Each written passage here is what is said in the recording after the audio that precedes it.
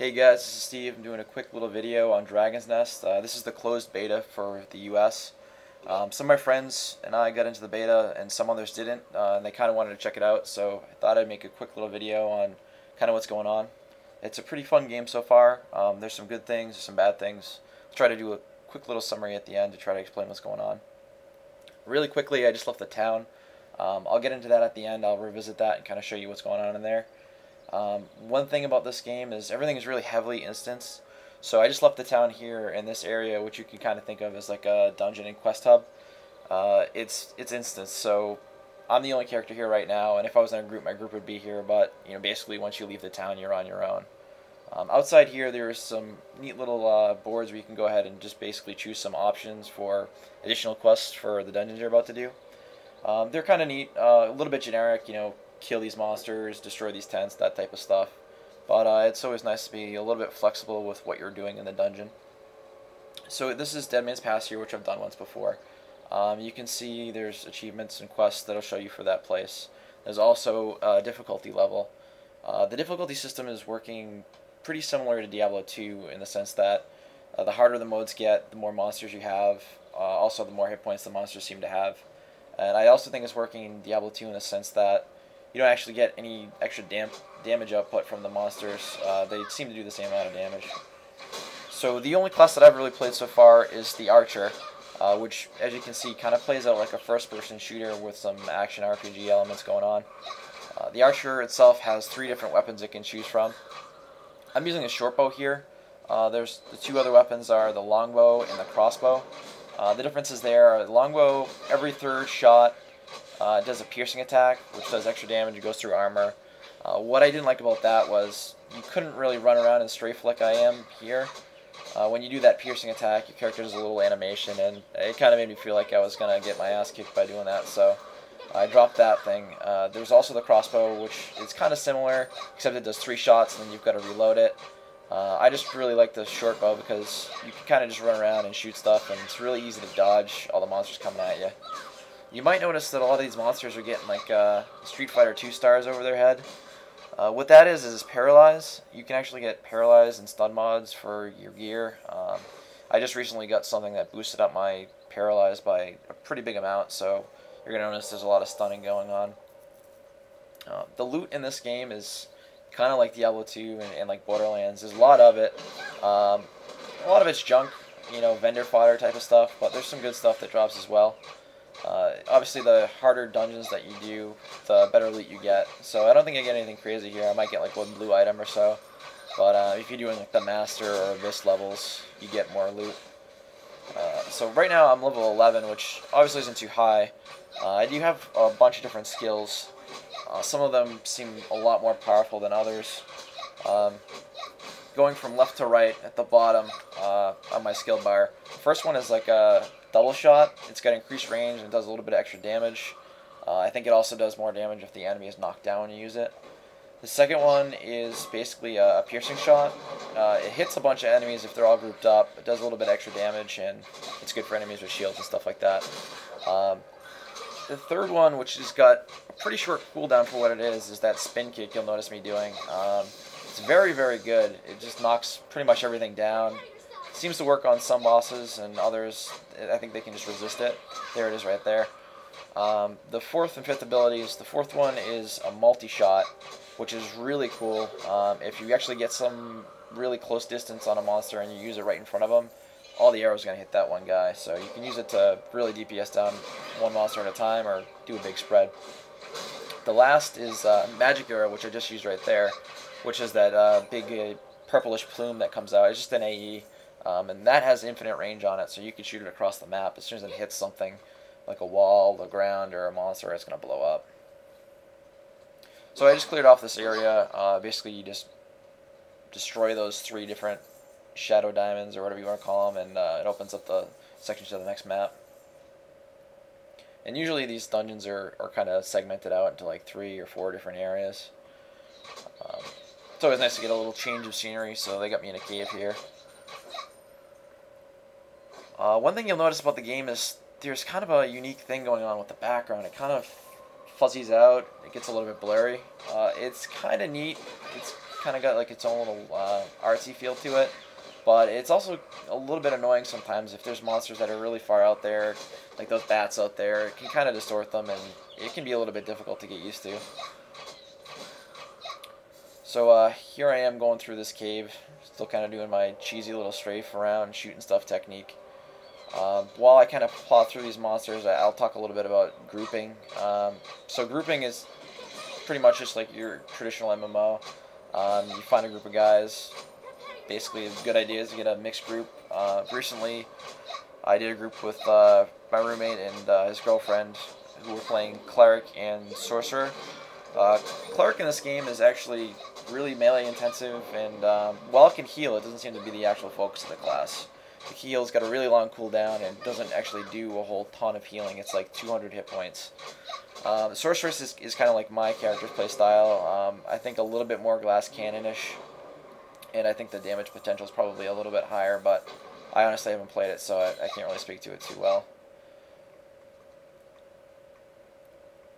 So the build that I'm doing right now in my character, if you want to call it a build, is I'm basically just going the glass cannon technique myself. In this game, agility is going to affect your ranged abilities, your crit rate, the damage that your ranged abilities do, so I'm just pumping everything into that. My method of madness there is, as you can see, I'm really not getting hit too much, so I guess the best defense is a really good offense, so that's what I try to do.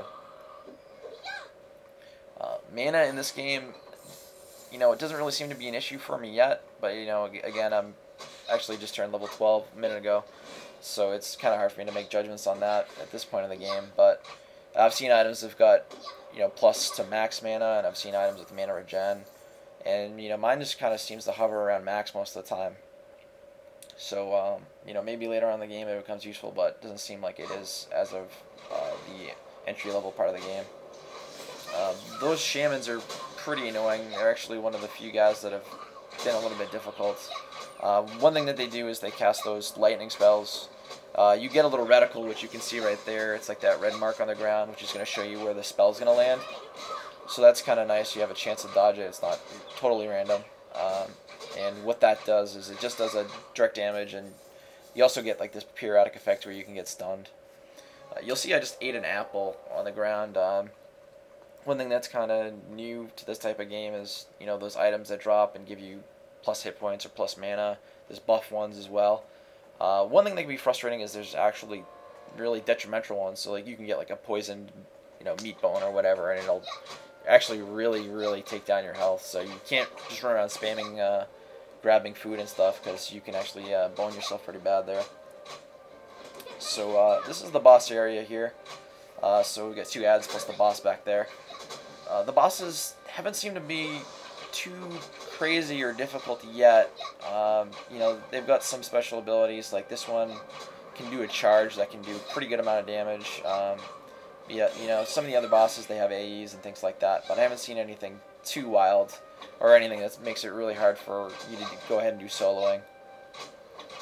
One thing that's pretty nice about having ads on this boss is they have a chance to drop those items I was talking about where you can get extra health. So yeah, you can see right there, that's a mana one. So it's always nice to have that stuff laying around during a boss fight. So what I do is I just pick off the ads so I have them there if I need it, and then I go ahead and move on to the ad.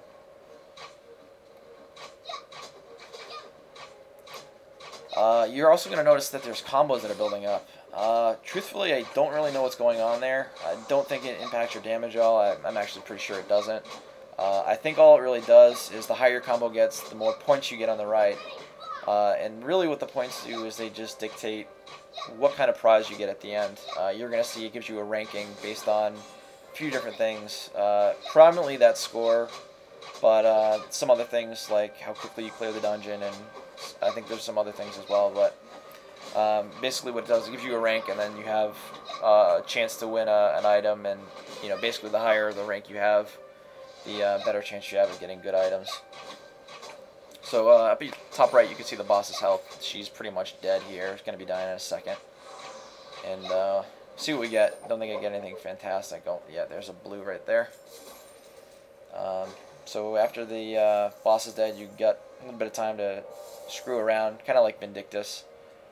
So I'm just gathering the loot. And you see up at the top, I got an achievement for clearing the dungeon quick. There's my grade. I got an A. It does weird grading. It's like a B, A, S, double S, triple S. So I did alright there, not the greatest. And looks like I guessed right and got a higher quality item, which are some pants I can't use. That's awesome. Some other junk that I could have got.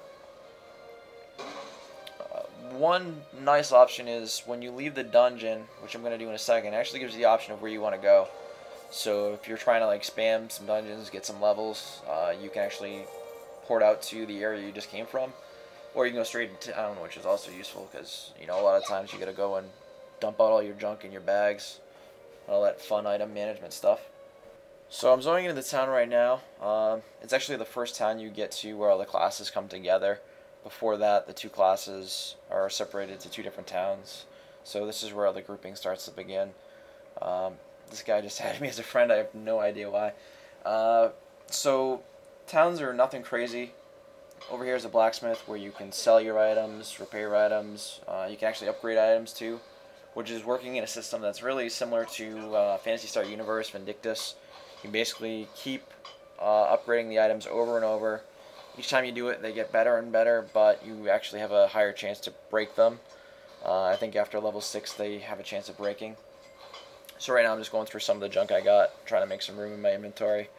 There's a necklace I just got. It's actually pretty decent. It's got a lot of agility, which is nice. Some other things that are going on in this game, you're going to see here my character Pain. Decent amount of items, kind of like Diablo 2-ish, maybe a little bit more. Crest system where you can modify your abilities. You see those Paralyze enchantment I was talking about before. Titles like Vindictus, you can go ahead and apply one title at a time.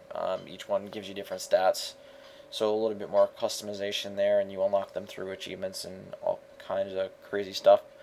Here's the skill tree, which is just looking just like WoW or any other type of game. You can level up your skills, make them more powerful, unlock new ones, all that kind of fun stuff.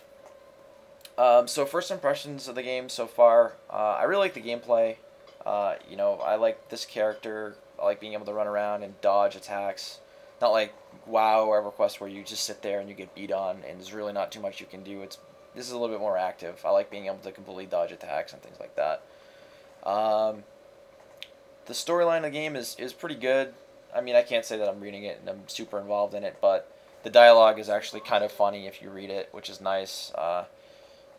Vindictus, when I played that, I honestly didn't read anything because it was all terrible garbage. But yeah, the storyline's not too bad. Some of the things I don't like about the game, it's a little bit heavy on the instancing, which I kind of feel destroys like the environment. You know, I like being able to walk around and see what's going on. I like to see people outside the town and things like that. There's really none of that in this game, which is a little bit kind of upsetting. Kind of gives you that, you know, this is a video game template where these are your dungeons, this is your town, all that kind of stuff. So it kind of feels generic. But, I mean, ultimately, it's pretty fun, and I think I'd like to give it a shot when the open beta comes out, which is probably going to be sometime soon. So, see you then.